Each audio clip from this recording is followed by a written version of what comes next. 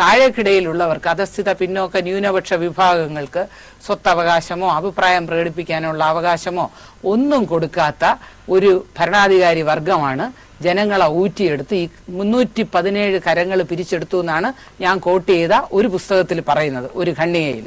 നാടുണർത്തിയ നാടാർ പോരാട്ടങ്ങൾ, അതില് ഒരു പേജിൽ 193 പേജിൽ അത് അങ്ങനെ തന്നെ ഞാൻ ഉദ്ധരിക്കുകയുണ്ടായി.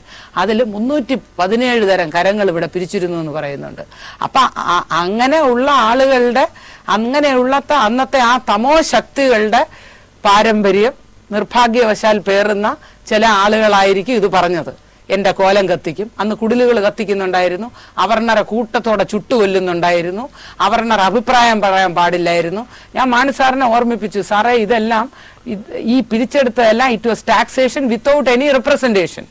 എല്ലാ സ്വാതന്ത്ര്യ സമരങ്ങളുടെയും മുത്തശ്ശിയായ അമേരിക്കൻ സ്വാതന്ത്ര്യ സമരത്തിൽ നടക്കാനുള്ള ഒരു കാരണം there was taxation without representation. അതുവരെ ഞാനന്ന് പ്രസംഗത്തിൽ ഓർമ്മിപ്പിച്ചു. അപ്പൊ ഞാൻ പറഞ്ഞ കാര്യങ്ങൾ, ഞാൻ നേരത്തെ പറഞ്ഞതുപോലെ എന്റെ പൂർവ്വപിതാക്കളുടെ രക്തം, അവരുടെ ആ പാരമ്പര്യം എന്നിൽ ഒരുപക്ഷെ കുടികൊള്ളുന്നായിരിക്കും എന്ന് അഭിമാനിക്കുന്ന ഒരാളാണ് ഞാൻ. അതുപോലെ അന്നത്തെ ആ ഒരു തമോ ശക്തികളുടെ പാരമ്പര്യം ഒരുപക്ഷെ നിർഭാഗ്യവശാൽ പേറുന്ന അപൂർവം ചില വിരലിൽ എണ്ണാവുന്ന ആളുകളെങ്കിലും നമ്മുടെ സമൂഹത്തിലുണ്ട്. അവരെ മനപരിവർത്തനം ചെയ്ത് വരുത്തണം എന്നുള്ളതാണ് എന്റെ ഒരു വലിയ ആഗ്രഹം.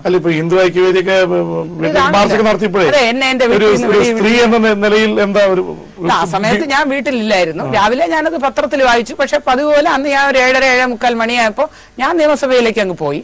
എന്റെ ഹസ്ബൻഡും രാവിലെ അദ്ദേഹത്തിന് കോടതിയിൽ പോകണം, മറ്റു പല സ്ഥലങ്ങളിലും പോകണം, അദ്ദേഹവും അങ്ങ് പോയി. പിന്നെ ഇവര് വരുന്ന സമയത്ത് അതിനു മുമ്പേ പത്രത്തിലുണ്ടായിരുന്നത് കൊണ്ട് പോലീസുകാർ വന്ന് അവിടെ നിന്നു. ബാങ്കിംഗ് രംഗത്ത് നിന്ന് രാഷ്ട്രീയത്തിലേക്ക് അങ്ങ്